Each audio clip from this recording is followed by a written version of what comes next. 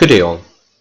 Today I'd like to take you through setting up a household budget within Excel. Excel is an excellent space to do this in that it will auto calculate as well as allowing you to track your expenditure. So there are effectively two components to your budget. You will have income items, and this is predominantly a salary in most cases, and you will then have expense items, which are your normal monthly living expenses. So I've created a section for income, bolded that and underlined it, as well as expenses, and we can call it Jan budget.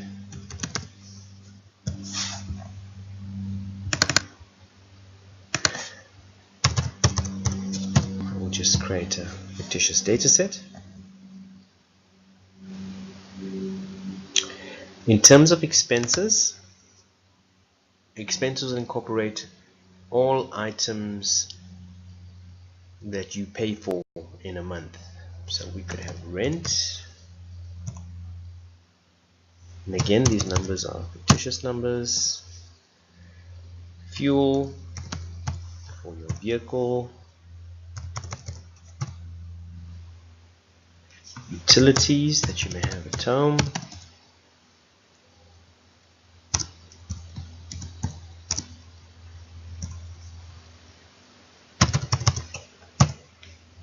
food expenses,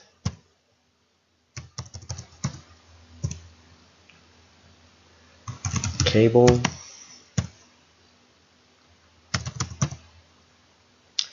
clothing,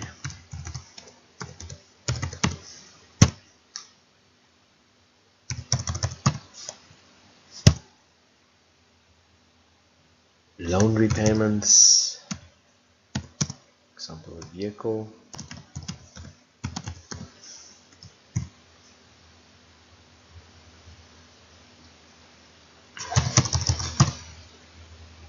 and a bit of an entertainment budget. This is obviously illustrative. You will have your whole host of expenses that you track. So we will add up our expenses,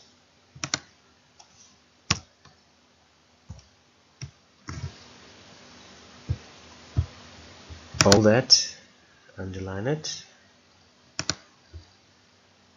and since salaries are only source of income, bold that, underline it. So our budget basically shows us that we have an income of 25,000 and total expenses of 19,150. So at the month end, we basically have a balance of 5,850. We could also opt to transfer to savings,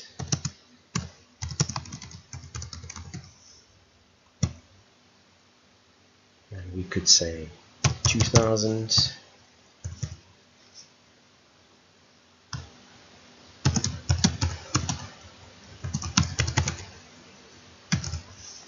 And we would then have a final balance that we could retain for incidentals in the month. So that's our budget. We know what our income is, and this is what we plan to spend. So when the month is over, as the month progresses, you will basically track your expenses. This obviously requires a lot of diligence and commitment. And you can put in a column for January actual.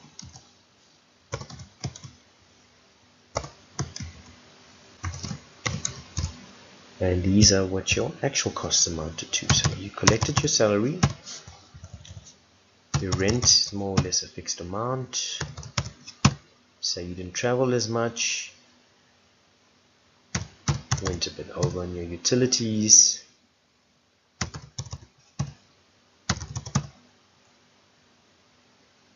went a bit overboard in clothing.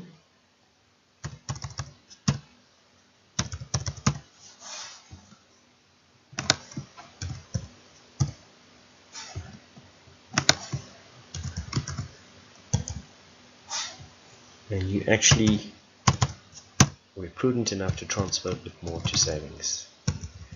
So then you can see you planned on spending 19,150, ended up spending 19,600, and by putting in a difference column, let's make copy over the formatting, or variance column, you can see exactly where your variances lie. Copy that formula through. Negative variances with a minus sign.